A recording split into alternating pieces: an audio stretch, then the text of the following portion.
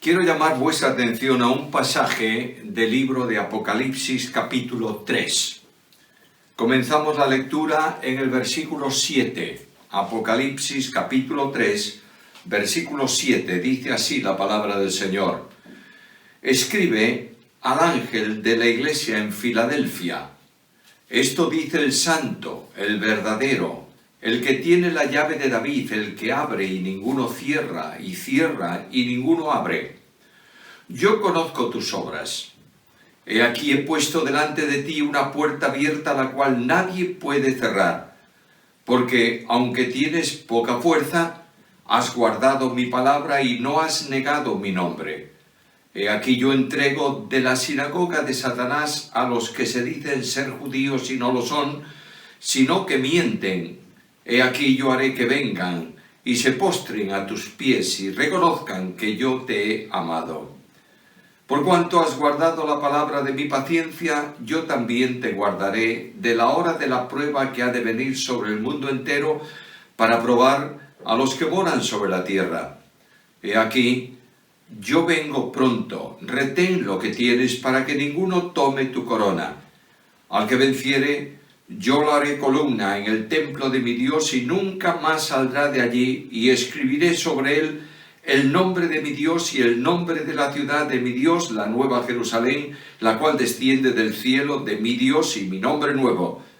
El que tiene oído oiga lo que el Espíritu dice a las iglesias. El libro de Apocalipsis es un libro muy singular, muy especial. Está colocado al final de todo el Nuevo Testamento y aparentemente pudiera ser que fuese el último de los libros escritos del Nuevo Testamento y por tanto el último libro escrito por el apóstol Juan. Pero cuando se investiga a fondo los escritos de Juan, se aprecia que posiblemente el orden no sea ese. Tampoco tiene ninguna importancia porque no estamos alterando con esto ningún aspecto de la palabra inspirada e inerrante de Dios, sino la colocación, la ubicación, la datación de los libros. Es muy probable que Juan haya escrito primeramente las epístolas. Son asuntos muy pastorales. La carta primera de Juan da la impresión de que es el pastor de una iglesia que está dando el mensaje a la congregación de distintos temas, reflejando distintos aspectos y llamándolos a una vida comprometida y orientada conforme al plan de Dios. Probablemente después de esto, Juan pasa por la experiencia del destierro a la isla de Patmos. Allí tiene algunos libros del Antiguo Testamento y está meditando, pensando, reflexionando en el día del Señor. Lo dice aquí en el capítulo 1. Y no está refiriéndose al domingo, está refiriéndose al día de Jehová, al tiempo de la tribulación. En medio de esta reflexión, Dios da a Juan una visión personal de Jesucristo, capítulo 1 del libro de Apocalipsis. Y en ese capítulo 1 Juan ve la gloria admirable de Jesús. Y en la mente de Juan queda una idea.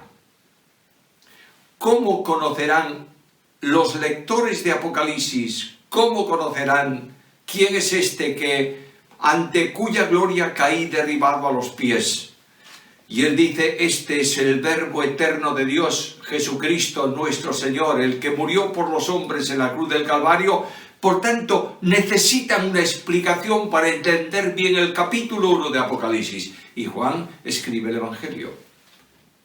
Y en ese Evangelio, que es distinto completamente al resto de los Evangelios, la cristología de Juan alcanza niveles impresionantes y el equilibrio teológico de Juan se manifiesta. Capítulo 1 del Evangelio según Juan, en el principio era el verbo era con Dios y el verbo era Dios. Versículo 14 de ese mismo capítulo, y aquel verbo se hizo carne y habitó entre nosotros y vimos su gloria, gloria como del unigénito del Padre, lleno de gracia y de verdad. Y ahora tú puedes dar un salto en el tiempo y venir a la isla de Patmos y ver la gloria admirable de aquel que siendo el Dios eterno se hizo hombre, murió por los hombres en la cruz, fue sepultado, resucitó, ascendió a los cielos y de este admirable Señor, el apóstol Pablo dice estas palabras: recibió el nombre, que es sobre todo nombre, para que en el nombre de Jesús se doble toda rodilla de los que están en el cielo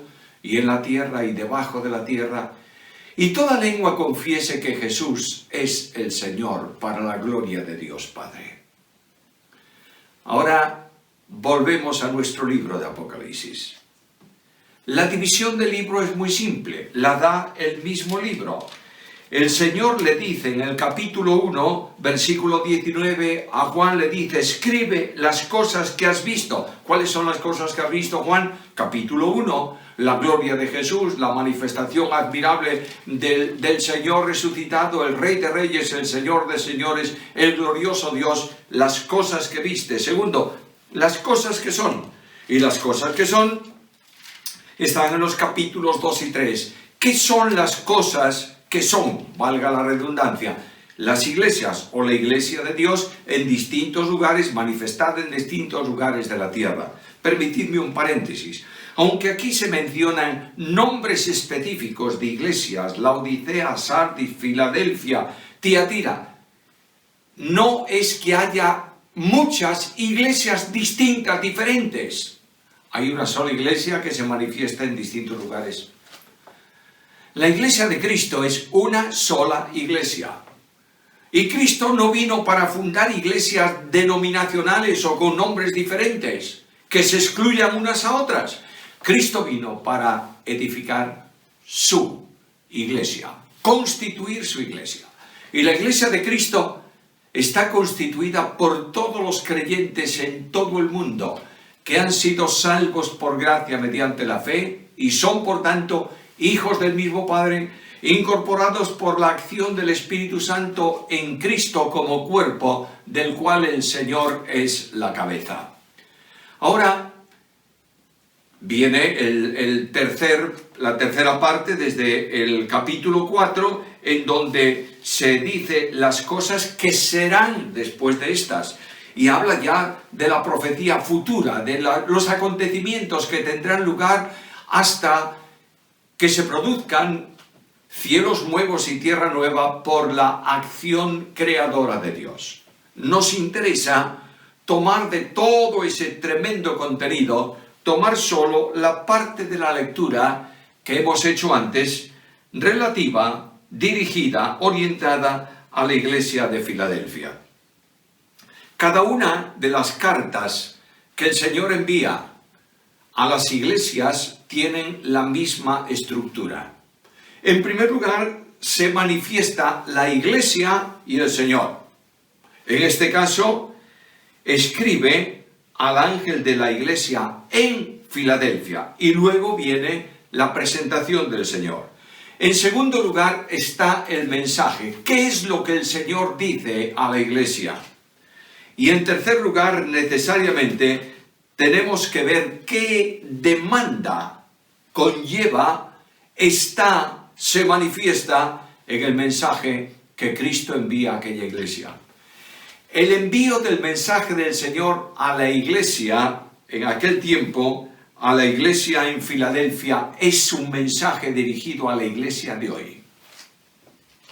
No importa dónde esté ni cómo se llame.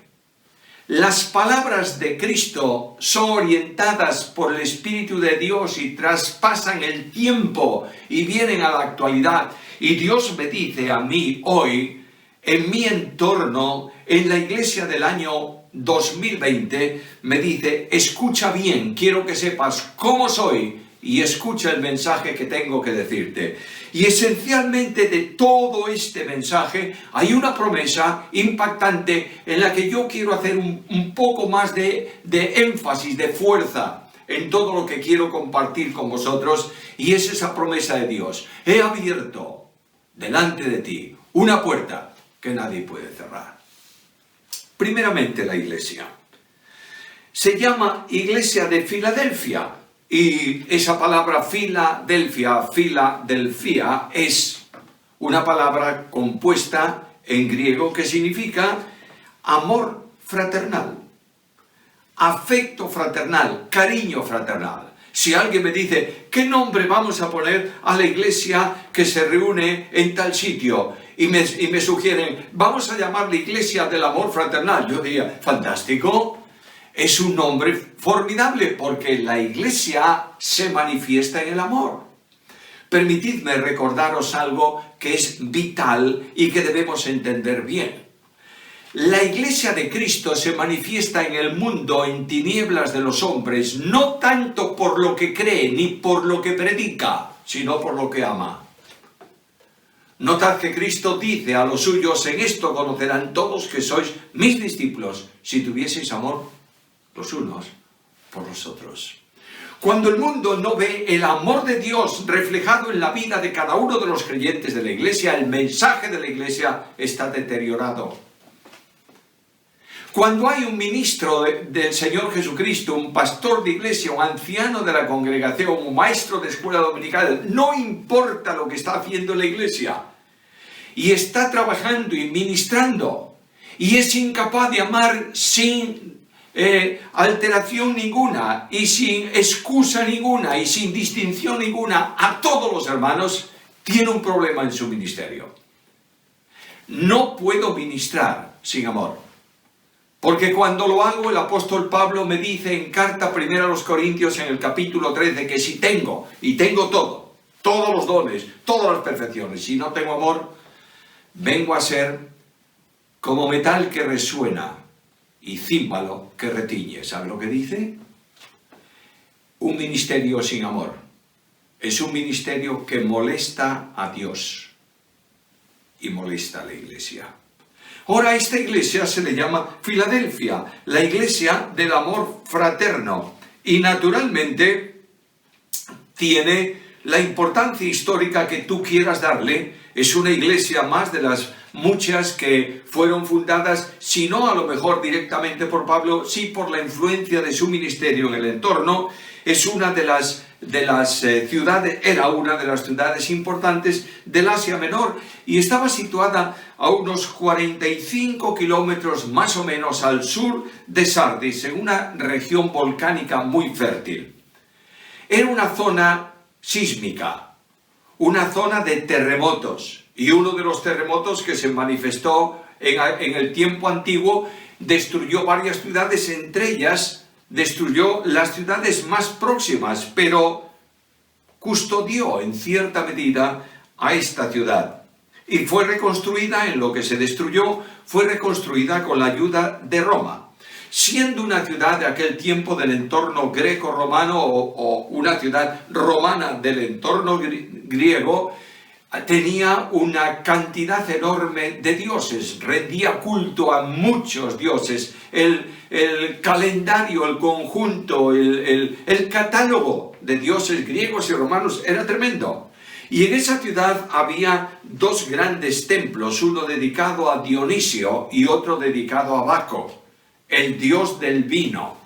Los adoradores de Baco tenían una festividad anual en la cual el culto consistía en emborracharse. Y emborracharse hasta que perdían toda orientación y caían extenuados y se producían allí manifestaciones enormemente perversas. Este es el entorno espiritual de una ciudad en donde hay una iglesia, la iglesia de Cristo, formada por los creyentes salvos por gracia mediante la fe, luz en las tinieblas, sal en la tierra. La iglesia en sí pudo haber sido fundada, yo creo que fue así, hay muchos eruditos que lo entienden también de esta manera, yo no soy un erudito, pero ellos dicen que la iglesia debió haber sido fundada desde Éfeso por alguien que oyó el Evangelio, que creyó en Cristo y que se desplazó a esta ciudad en donde estableció una iglesia en Filadelfia. El Evangelio que Pablo predicaba, me dice en Hechos capítulo 19 y versículo 10, que alcanzó a todos los de Asia. Bueno, es una hipérbole, pero quiere decir que el Evangelio que Pablo predicaba corrió, se manifestó, entró en todos los lugares de Asia, no directamente por Pablo, pero sí por personas que oyeron el Evangelio por medio del apóstol. En la persecución grande que hubo en tiempos del emperador Trajano, todas las iglesias de Asia Menor fueron perseguidas, menos Filadelfia. Igualmente, siglos después, en el tiempo de los otomanos, ese imperio árabe, en ese tiempo de los otomanos, muchas iglesias fueron exterminadas, muchos creyentes muertos, salvo la iglesia en Filadelfia. ¿Te das cuenta que dice que yo te libraré de la hora de la prueba? Yo sé que ese versículo se toma para evidenciar que la iglesia no va a estar en la tierra en la semana de la gran tribulación. Bueno, no lo dudo. Yo creo que la iglesia va a ser trasladada a la presencia de Dios en cualquier momento. Pero el texto tiene que ver con Filadelfia y especialmente también con la historia de Filadelfia. Y Dios dice, yo te prometo que te voy a cuidar de la hora de la prueba, que va a venir sobre el mundo entero. Y Dios cumple su palabra. ¿Sabes por qué? Porque Dios es fiel. Ahí tenemos la iglesia. No hace falta entrar mucho más. Es una iglesia. ¿Creéis que no tiene ningún defecto? Todas las iglesias tienen defectos. Incluso aquellas que aquí en la lectura, que son excepcionales, parece que no tienen ninguna falta. No hay iglesia perfecta porque no hay creyente perfecto. El mismo apóstol Pablo decía, no que lo haya alcanzado, pero prosigo al blanco. No podemos pensar que pertenecemos a la iglesia mejor de cuantas conocemos, especialmente porque es la iglesia donde nosotros nos congregamos. No hay iglesia perfecta, la iglesia es imperfecta. Solamente habrá una iglesia perfecta sin mancha, ni arruga, ni cosa semejante, cuando el Señor nos tome y nos lleve a su presencia para estar para siempre con Él. Ahora, la iglesia es así, pero vamos al Señor de la iglesia, que es lo importante dentro del pasaje. Notad que hay varios títulos que se da a sí mismo, por tanto son títulos verdaderos. Escribe esto, versículo 7, escribe esto, porque esto lo dice primeramente el santo. Santo con artículo. Santo con un artículo determinado delante. No es un santo, o no es algo santo, es la santidad absoluta, el único que puede recibir el nombre de santo. Me voy a la Biblia y descubro que al Dios de la Biblia se le adora, se le alaba, más que por su creación y por su omnipotencia, por su santidad. Voy a la profecía de Isaías, capítulo 6 y versículo 3, y descubro allí a los serafines adorando delante del trono de Dios. ¿Y qué dicen los serafines? Omnipotente, omnipotente, omnipotente. Dicen todopoderoso, todopoderoso, todopoderoso. No, dicen santo, santo, santo. Es el único de esa manera, el único que puede recibir este título. Él, santo, ninguno como Él. Es el infinito, eterno, perfectamente santo. Es el Dios separado de toda contaminación, que vive en santidad plena en el trono de gloria. Ahora, cuando yo voy a la profecía, encuentro el mismo título destinado, dedicado al Señor. Isaías 40:25, leo estas palabras, Él, santo. Dejo la profecía de Isaías, dejo el Antiguo Testamento, dejo los siglos pasados y vengo al momento en que es anunciado el nacimiento de Cristo a María. Y cuando el ángel habla con María, le dice, por tanto, le comenta, le dice, le anuncia que el Espíritu Santo vendría sobre ella y la virtud y el poder del Altísimo le cubriría con su sombra. Dice, por tanto, el santo ser que nacerá. Lucas 1:35. En el texto griego no está ser, está santo, solo. Este ser, este complemento, se ha añadido por algunos de los revisores de Reina Valera a lo largo del tiempo, porque entendieron que a lo mejor se entendía de una forma más perfecta lo que allí estaba, pero han se han equivocado absolutamente. El texto griego habla de santo, artículo neutro, precedido a artículo neutro, lo santo, y eso significa lo absolutamente, infinitamente, totalmente, plenamente santo, porque quien nace en Belén no es un niño cualquiera, ni un hombre cualquiera, en el cual Dios entra después de su nacimiento. Lo que nace en Belén es Emmanuel, Dios con nosotros. Lo que santifica la naturaleza humana de Jesucristo no es la concepción por el Espíritu Santo, ni la concepción virginal en María, ni el hecho de que no tuviera padre humano. Lo que santifica absolutamente la naturaleza humana de Jesús, el hombre Jesús, es la persona divina en quien subsiste. No te olvides, por favor, que Cristo el Señor es Dios hombre. De otra manera, es Dios segunda persona de la deidad con dos naturalezas.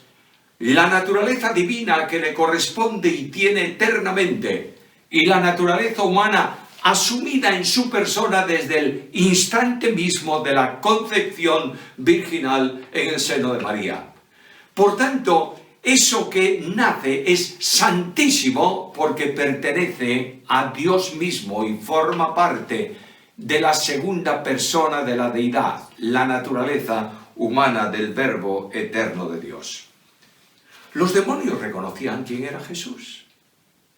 Y en algunas ocasiones, cuando Cristo expulsaba a un demonio y los demonios se manifestaban, decían: te conocemos, tú eres el Santo, el Hijo de Dios. De manera que Jesucristo, el Señor, que escribe esta carta a la Iglesia, es el Santo. Ahora, ¿y esto qué tiene que ver? Tiene una enorme importancia en lo que va a decir, porque santo es aquel que declara las virtudes de la Iglesia y detecta y descubre los problemas de la Iglesia en relación con él mismo. La Iglesia es santa y es perfecta en la medida en que se identifica plenamente con Cristo. De otra manera, en que Cristo no solamente es cabeza de la Iglesia y sustento de la Iglesia, sino que se hace vida en cada uno de los creyentes de esa Iglesia. Pablo decía: para mí el vivir es Cristo. Queridos hermanos míos, la vida santa no consiste en formas ni en cosas. Tú puedes hacer una larga lista de cosas que para ti expresan santidad y será una lista negativa: no hagas esto, no. Es la lista del no. A última hora estás cansado, frustrado y fracasado y sigues siendo imperfecto. Y no alcanzas una vida de santidad conforme a lo que Dios demanda de ti. Bueno, nunca la alcanzaremos aquí en la tierra, pero por lo menos nos aproximamos a ella. Las normas, la religión, produce hipócritas. Solamente Cristo produce santos. Porque santidad es vivir al santo. Y el apóstol Pablo decía algo sobre su vida cristiana: para mí, el vivir es Cristo. Permíteme decirlo de otra manera en palabras de Pablo también, Gálatas 2:20. Con Cristo estoy juntamente crucificado y ya no vivo yo, mas vive Cristo en mí. Y lo que ahora vivo en la carne, lo vivo en la fe del Hijo de Dios, el cual me amó y se entregó a sí mismo por mí. Solo eres santo cuando vives al santo. Solo eres santo cuando puedes estar glorificando a Dios por lo que haces. Solo eres santo cuando no desprecias a aquellos que están a tu alrededor. Solo eres santo cuando amas entrañablemente. Solo eres santo cuando respetas a tu familia como Cristo respetó a la suya. Mis queridos hermanos, es necesario recuperar una realidad que hemos perdido. La santidad no son normas ni estructuras. La santidad es vivir a Jesús, conforme a lo que Él enseña en su palabra. Habla el santo. De modo que lo que va a decir, lo va a decir desde la realidad absoluta de lo que Dios entiende que es la Iglesia. En segundo lugar, habla el verdadero. También de la misma manera, con un artículo determinado delante, no es un verdadero, es el verdadero, el único que es verdadero. No solo el que dice verdad, el que es verdad en sí misma. Jesucristo el Señor, Juan 14:6, dijo: yo soy el camino y la verdad y la vida. 3 artículos determinados. No soy un camino, soy el único. Soy la verdad, la única verdad. Soy la vida, la única vida. Por tanto, en este momento me dice: yo soy el verdadero.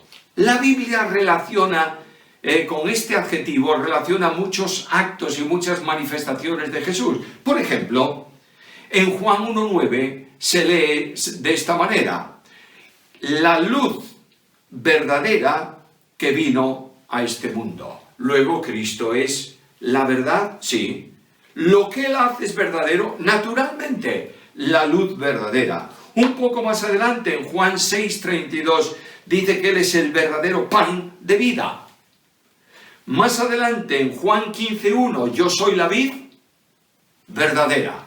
Luego, todo el entorno que hay en relación con Cristo no solo es verdad, es también verdadero, genuino, auténtico. Lo único que tiene verdadero valor, la vid verdadera. ¿Por qué?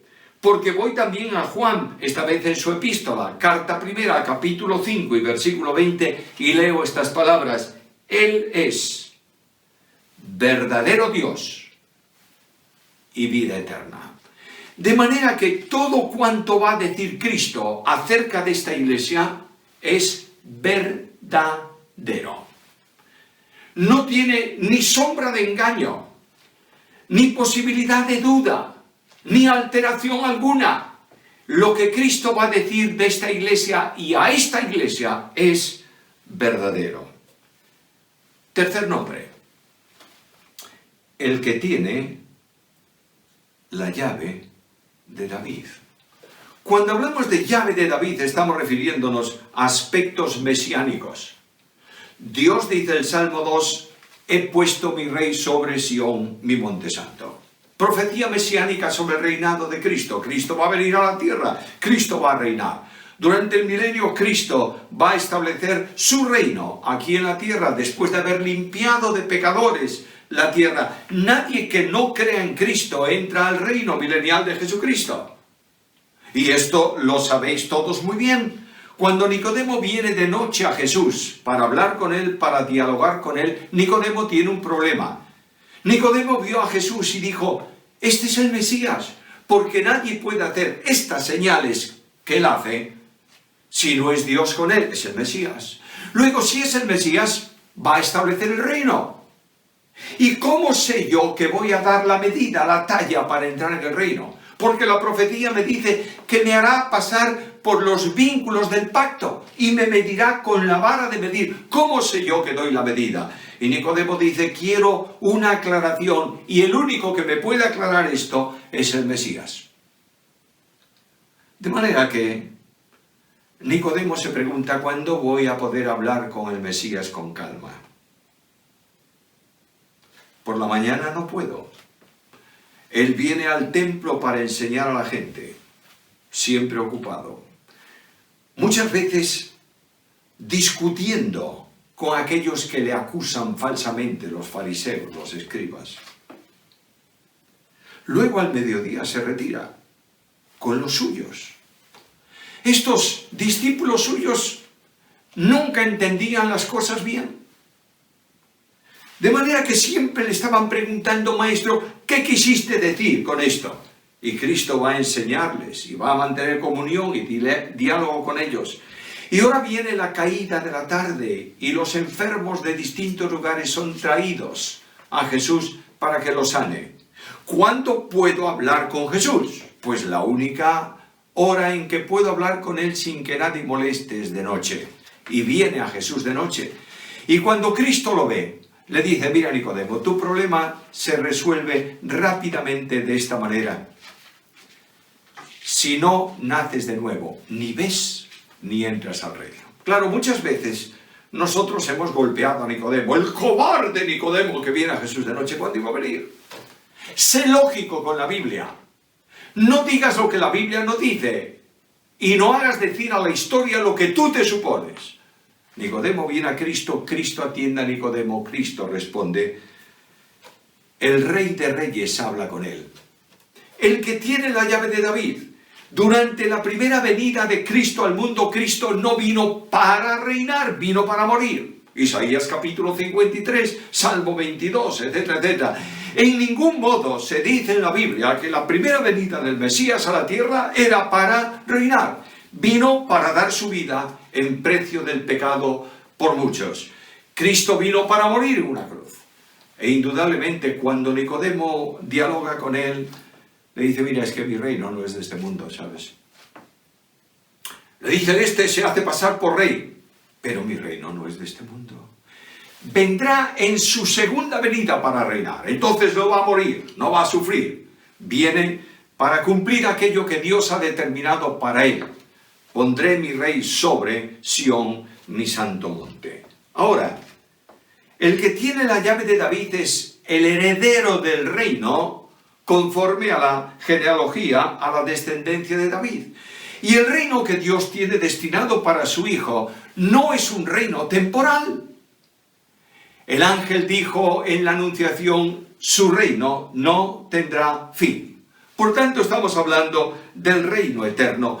Y este que dice, yo tengo la llave de David, está diciéndome, yo vengo para cumplir la profecía que me presenta como el Rey de Reyes y el Señor de Señores. Ahora mira una cosa.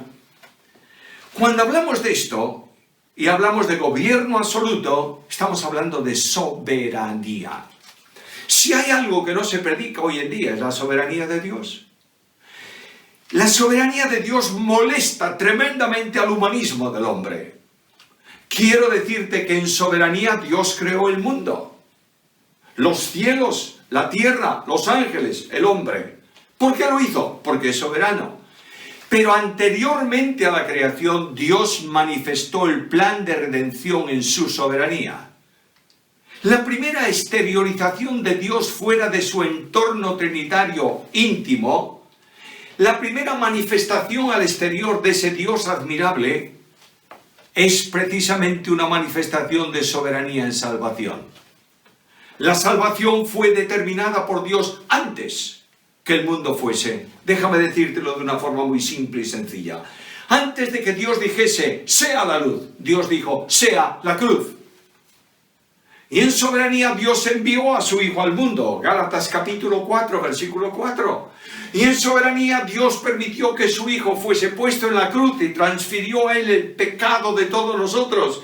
En soberanía hizo posible la redención.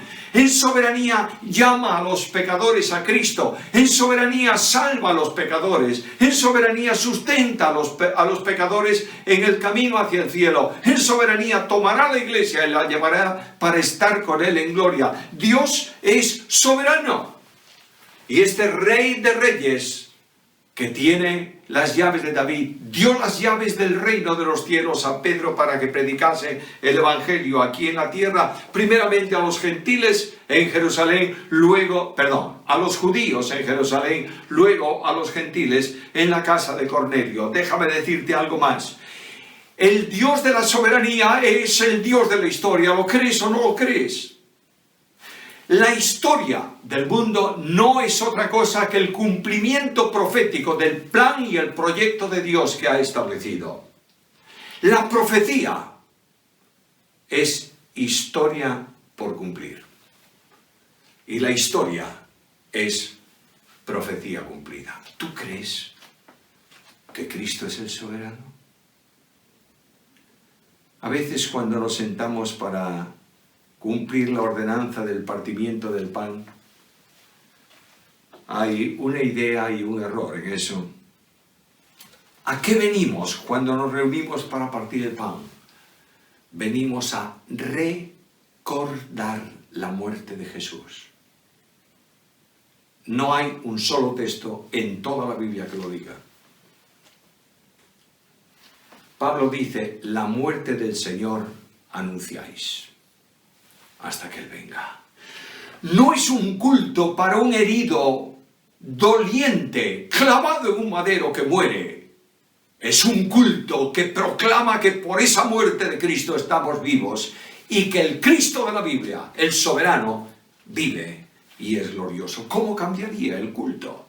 ¿Cómo cambiaría el partimiento del pan si tenemos en cuenta esto?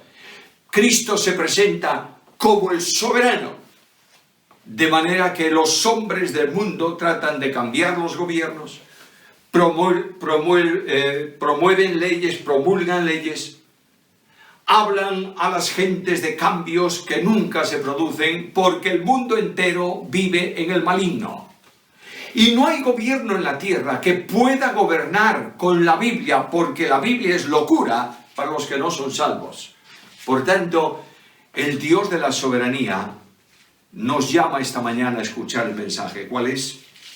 Comienza con una palabra de atención. Yo conozco tus obras. Y aunque conozco que no eres una iglesia perfecta, he puesto una puerta abierta delante de ti. Yo me pregunto, ¿qué puerta es esta?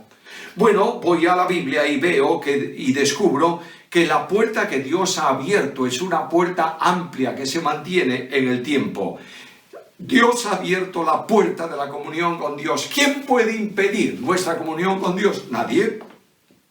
Salvo que la tengamos limitada porque haya pecado oculto sin confesar, está la puerta de la comunión. Dios dialoga conmigo, yo dialogo con Él. Está la puerta de la oración, en donde no solamente pido, sino que glorifico a Dios. Necesitamos recuperar iglesias que descansen en la oración, que dejen sus planes y proyectos y cosas que surgen de los hombres y dediquen un tiempo grande a orar, que vengan antes de realizar ninguna acción especial a la presencia de Dios y le digan, Señor, ¿qué quieres que hagamos? Gente que dependa de Dios en oración. Cuando la Biblia se pone en el púlpito y las rodillas se doblan en oración, Dios bendice a su pueblo. Es la puerta del compromiso. Compromiso de amor y compromiso de edificación. Vosotros sabéis muy bien que Cristo es ejemplo de amor y es ejemplo de edificación. Yo edificaré mi iglesia. En la iglesia de hoy hay a veces demasiada reprensión y hay muy poco aliento. La iglesia de Cristo necesita ser alentada mucho más que reprendida. La iglesia de Cristo es reprendida o exhortada por la Biblia. ¿Estás predicando la Biblia? Toda la Biblia y nada más que la Biblia. En las congregaciones se escucha hoy exposición bíblica de libros del Antiguo Testamento. Se está predicando Levítico desde el púlpito de nuestras iglesias. Si no conoce la congregación el significado del libro de Levítico, nunca entenderán hebreos. La puerta de la oración, la puerta de la evangelización, que no consiste en saturar nuestro entorno con discursos acerca de Cristo, consiste en revelar a Cristo en la vida de los creyentes. Consiste en que el marido ame a la esposa como Cristo amó a la iglesia, para que pueda hablar del compromiso de amor del Señor con su iglesia. Es la puerta de la unidad. Dios tiene una sola iglesia. A veces es muy distinta aquella iglesia, qué rara es. ¿Qué cosas más extrañas hace? Bueno, siempre que no sean locuras, en eso no podemos transigir. Pero tienen formas diferentes, unos parten el pan semanalmente, otros cada 15 días, otros cada mes, unos cantan himnos más clásicos, otros música más moderna, no importa lo que, todo aquel que ha nacido de nuevo es mi hermano en Cristo y tengo que manifestar la unidad de la iglesia por una razón, porque Cristo dijo al Padre, Padre, que sean uno, así como tú y yo somos uno. Uno de los problemas más tremendos del testimonio evangélico hoy son iglesias rotas, comunión partida e iglesias que no se pueden saludar ni relacionarse unas con otras. Dios abre la puerta del servicio. No puedo ser cristiano sin ser siervo. Porque el grado de mayor nivel que yo puedo alcanzar en el ministerio bíblico no es ser doctor en teología. es ser siervo de Cristo. En la iglesia de Cristo hoy sobran grandes y faltan siervos. Esta puerta está abierta, ¿por qué? Por lo que les escucha al Señor. He recibido toda la autoridad, me ha sido dada en el cielo y en la tierra. Por tanto, con esta autoridad, de manera que en la autoridad del Señor Él ha abierto una puerta para que nosotros entremos por ella. Dios ha abierto la puerta del consuelo. Está con nosotros en las pruebas. ¿Cómo me admira ese Salmo 91 y versículo 15, cuando el Señor dice, con Él estaré yo en la angustia? Mis queridos hermanos, pastores de iglesias, ¿estás al lado de los que están en angustia? ¿Estás buscando la oveja extraviada? ¿Estás alcanzando a los que han tropezado y caído? No los dejes abandonados, por favor, porque la puerta del amor nadie la puede cerrar. ¿Algo más? Para mantener esta puerta abierta, y debemos ir concluyendo, hay unas condiciones. Primera condición, tienes poca fuerza. La fuerza de la iglesia no nace de ella. La fuerza de la iglesia no descansa en la doctrina de la iglesia. Escucha la Biblia. No es con ejército ni con fuerza, sino con mi espíritu. Zacarías 4:6 dice el Señor. Hay muchas técnicas de crecimiento de iglesias. La obra de Dios solo la puede hacer Dios. Escúchame de nuevo, por favor. Tú no puedes hacer la obra de Dios. Solamente la puede hacer Él. La hace utilizándote a ti como instrumento suyo, de modo que lo que tú tienes es que venir a la presencia de Dios con unas manos vacías y decir a Dios, Señor, no tengo nada. Y el Dios del poder pone su fuerza en ti. Y Él dice que da fuerzas ¿a quién? Al que no tiene ninguno. El poder de Dios se manifiesta justamente cuando hay flaqueza por parte del hombre. El apóstol Pablo dijo al Señor un día, saca de mí este problema que tengo. ¿Qué le dijo el Señor? Bástate mi gracia. Pablo mira al pasado y ve la cantidad de iglesias fundadas por él. ¿Y qué dice el apóstol Pablo? Mas no yo, sino la gracia de Dios conmigo. Segunda condición, has guardado mi palabra. Ahora, ¿qué es la palabra? Bueno, el apóstol Pablo mismo da una definición de ella. Toda la escritura es inspirada por Dios y útil para enseñar, para redarguir, para corregir, para instruir en justicia. Luego, la Biblia entera es la palabra de Dios. Y hay dos graves pecados por los cuales la iglesia no avanza en victoria entrando por esa puerta. Algunos añaden a la Biblia lo que la Biblia no permite. De manera que para justificar su posición, para constituirse en apóstol, para constituirse en profeta o no sé para qué, utilizan la Biblia de una forma incorrecta y añaden a la escritura. Y alguien dice, Dios nos libre de tal cosa. Bueno, nosotros añadimos como muchas veces, como Biblia, nuestras costumbres. Y hablamos de asuntos que son tradiciones, como si fuesen palabra de Dios. No añadas a la Biblia, pero tampoco quites de la Biblia. Ahí tienes el modernismo, el mundo liberal de hoy en día, en donde la gente quita la Biblia. No hablemos de pecado, no hablemos de esto o de aquello. Por favor, si tú quieres que el Dios de la Biblia mantenga abierta la puerta victoriosa, predica la palabra. No permitas, por favor, que en el púlpito de tu iglesia se predique nada que no sea la Biblia.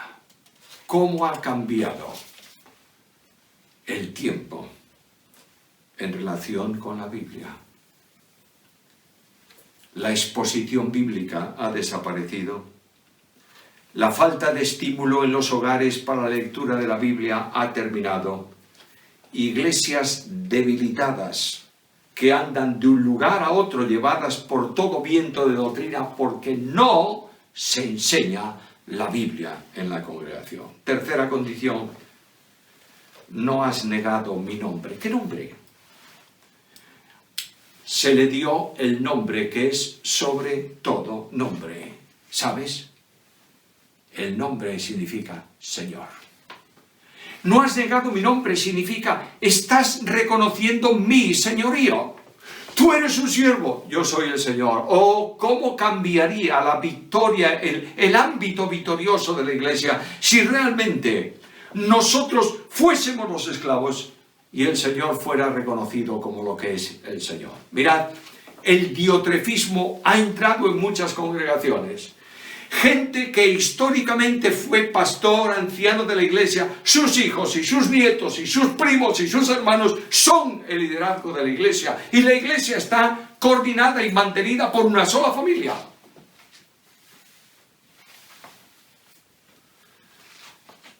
La política del mundo se ha llevado a la iglesia.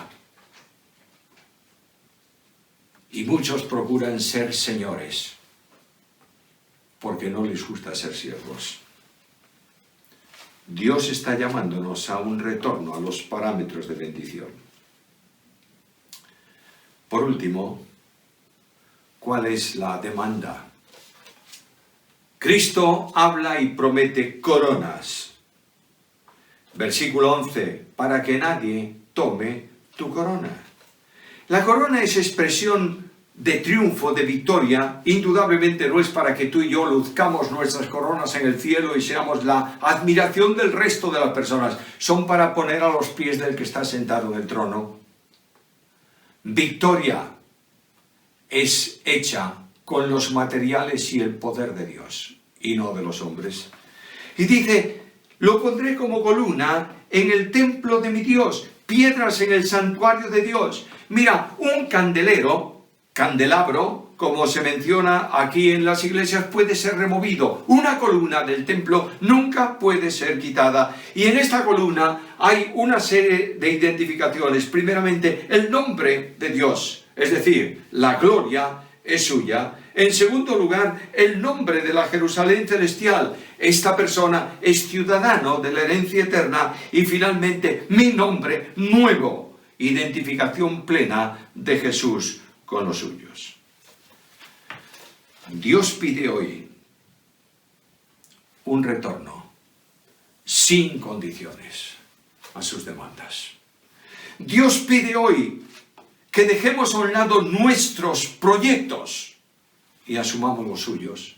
Dios pide hoy que llevemos en oración nuestros planes para que Él los bendiga antes de ejecutarlos. Dios nos llama a una dependencia porque tiene una promesa: he puesto una puerta abierta delante de ti, la cual nadie puede cerrar. Pero ¿sabes? Esto exige pagar un precio. Yo vivo en una zona de España en donde estuvieron los romanos. Galicia es la zona y el lugar donde estaban una de las grandes legiones romanas que cuidaban, custodiaban, vigilaban, supervisaban toda esa área de Lusitania, de Portugal. Y ahí en Galicia, en la ciudad de Lugo, están todavía las murallas de la ciudad romana donde estaba el gobernador. En un lugar céntrico de Galicia, que tiene todavía el nombre que le dieron los romanos, Siria Flavia, estaba sentada un destacamento de esa gran legión romana y llegó una orden imperial y el que mandaba la legión leyó esa orden: si hay algún cristiano en esas fuerzas, debe ser ejecutado. Él sabía que allí había un centurión que era cristiano. Le amaba mucho, era un modelo. Y lo llamó y le dijo: mira, quiero que leas la orden del emperador. Y él la leyó.